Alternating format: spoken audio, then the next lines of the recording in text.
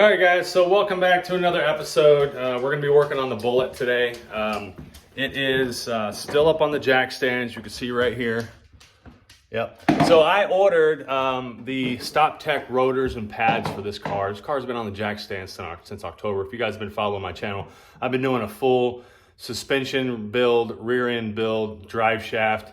The only thing I have that I haven't put on, I'm going to wait a little bit, is the H-pipe, the BBK high flow catted H-pipe. I'm gonna wait on that just because I don't want anything to go wrong with that and delay my trip to Ponies in the Smokies.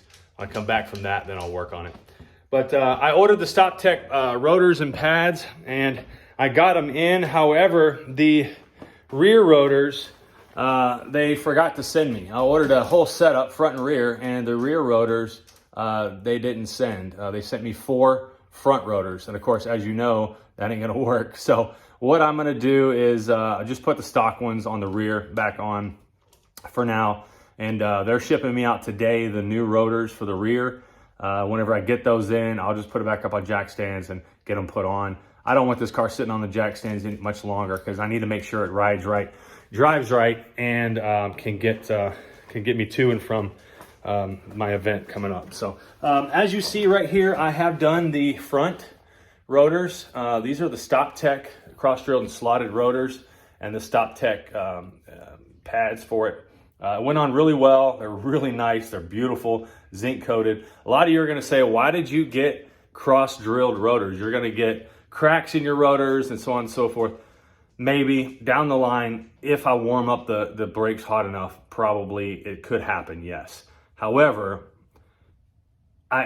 these were cheaper. I got them on there. I needed to get the car on the road. I'll replace them later if I absolutely have to. I just didn't want to spend $400 for a set of front rotors on this car because if I'm going to do it right, I'm going to get the slotted 2-piece rotors. So if I ever have an issue with these, I'll take these out and put them on again. It's not hard to do, but you guys can see the inside here. It's kind of dark, but you can see there's the sway bar end links, the Eibach sway bar, the Eibach springs, and the Eibach struts and shocks right there. So I got to do the passenger side. I'm going to get those on today and then do the rear stock rear. So another thing I wanted to mention to you guys is when I lower this down, like I said, these are going to have to come off because they're going to hit pretty good on the ground, any speed bumps. So I'm going to take these off today because I got a call from my painter saying that he's working on the replacements for this that are going to go on in place. And it's basically just a flush, smooth mount without the mud flat piece that the Bullitt comes with. So I'm going to put those on whenever he gets them done. But this car's coming along. I need to get on the ground. I got alignment at Winning Formula on Thursday. Today is Monday. So you guys are going to come along for the trip on this whirlwind to get the car ready for the alignment shop on Thursday. I'll get it loaded up on the trailer on Wednesday.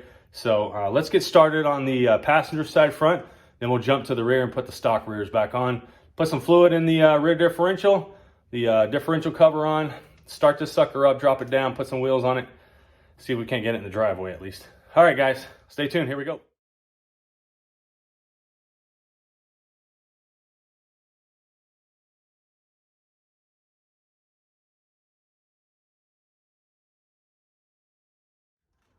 All right, so front passenger side is on now.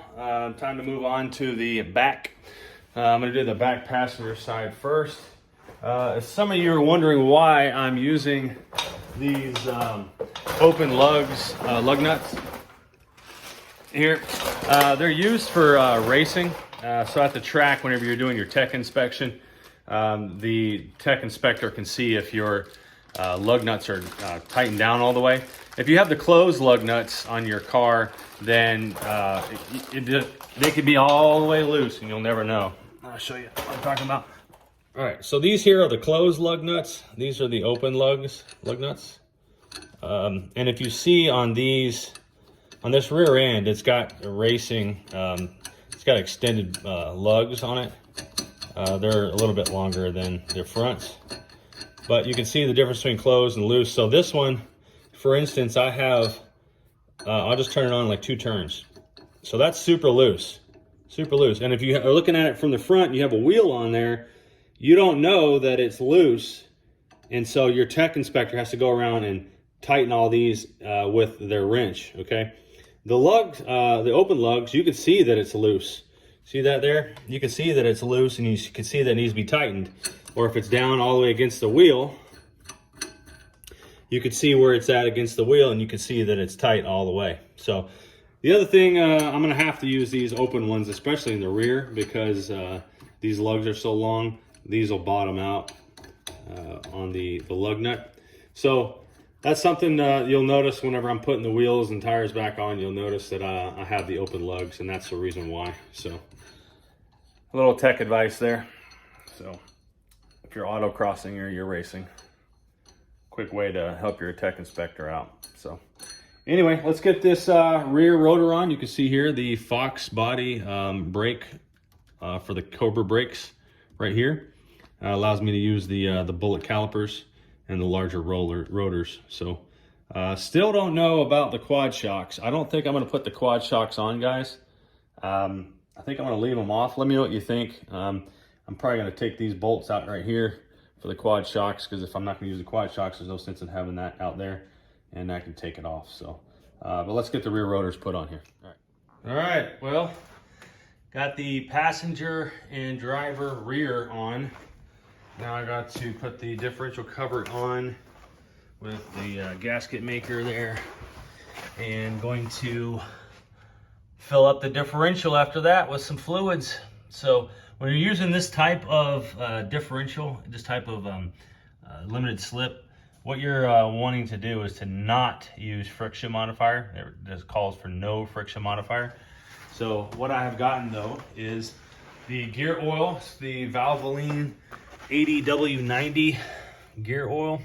So I'm gonna put that in there whenever I get the cover put on. So that's the next thing, is to get the cover situated with the gasket sealant and put it on the differential. Uh-oh, I see a wheel on. Check this out. Yeah, buddy. Yeah, that looks pretty cool. Pretty cool. I'm glad to have these suckers on. So I put the front wheels on, and I haven't torqued down the lug nuts so I get it back on the ground. But so there's that there. Took off the front rocker caps. Those are coming in soon. And gotta put the, I'm gonna take these quad shock brackets off. I got the differential cover on, you can see it in there. However, I'm letting the gasket maker kind of seal up before I put fluids in it. I'll take off that quad shock bracket, put on the rear wheels and tires, and then come back after lunch and fill up some fluids in that diff, get the sucker on the ground. Well, as you can see there, the rear tires are on, the rear wheels are on. This thing is just about on the ground. So excited. I'm fingers crossed everything works okay when we get it down there. Got to put the fluids in the rear end. I'll do that here in a little while. And I'll drop it down and take it out for a little spin to make sure everything sounds okay. So, been a long time coming. Can't wait to get it on the ground. All right, so I'm using my handy dandy transfer pump in any hardware store, or auto parts store rather. Pumping in, I got two models.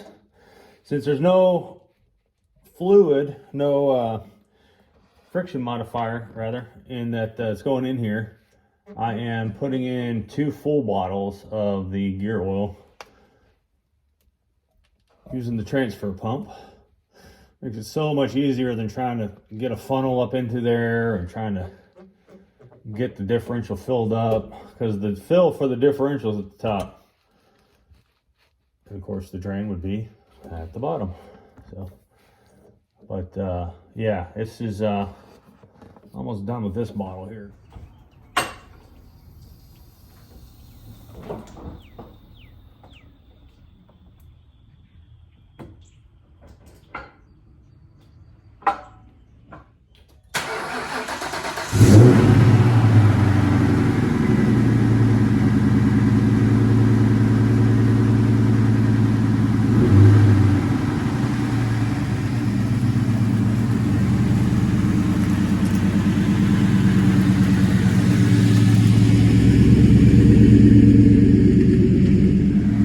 Well, there she is, off the jack stands for the first time in months.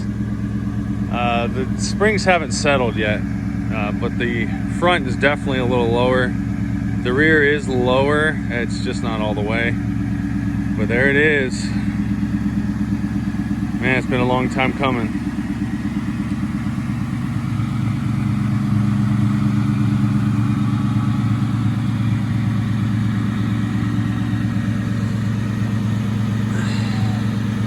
Gotta get those rocker caps back on though, for sure. But we're gonna take this around the block for a quick minute, see how it goes. I didn't hear any grinding or any issues pulling out of the garage, so that's good. But God, she's a beauty. It's been a long time. Oh man. All right, let's take it for a drive, guys. All right, so here we go. Let's see if this thing will have any issues. Seatbelts on. Flux capacitor fluxing. There we go.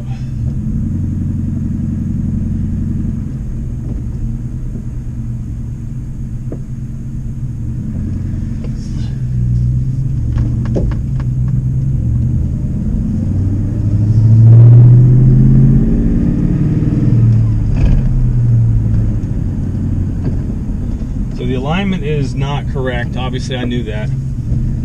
And the pinion angle might be a little off. Taking it super easy.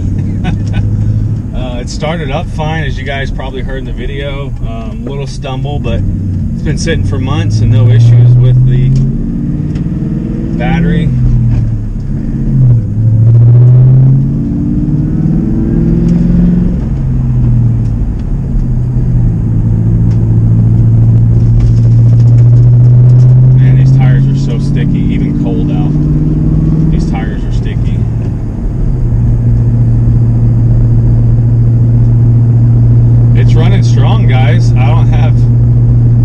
I don't hear any like whine or grinding or anything in the rear end, which is awesome, right? It's what you want. It's what you're supposed to have or not have.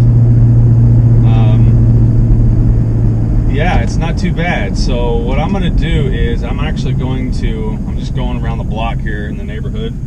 I'm going to turn around and then I'm actually going to go change and go to the gym, which is up in town.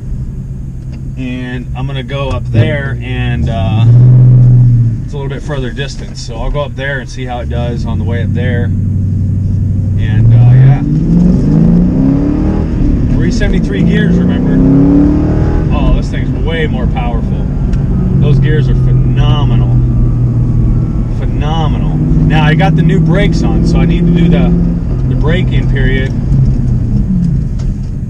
They stop fine, no issues there. Not supposed to come to a complete stop, actually, on the break-in process, but 40 mile an hour and then firm stops to 5 mile an hour and then continue to roll. You're heating up those pads, and so when you heat up those pads, you don't want them to stick to the, oh, these tires are so sticky, rocks are flying everywhere.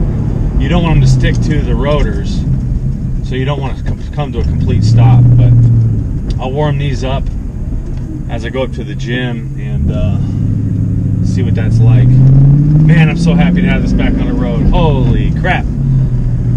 Whew. So I'm going to pull it back into the driveway. Oh my gosh, my dog's out. I'll pull it back into the driveway and I will see if anything's leaking. And if it's not leaking, then we're good to go. I'll go up to the gym and check it out that way. I'm gonna let it sit right here in the driveway for a bit then. All right, awesome. All right, guys, that does it for this video. Make sure you guys stay tuned. There's gonna be a lot more coming with this car, obviously.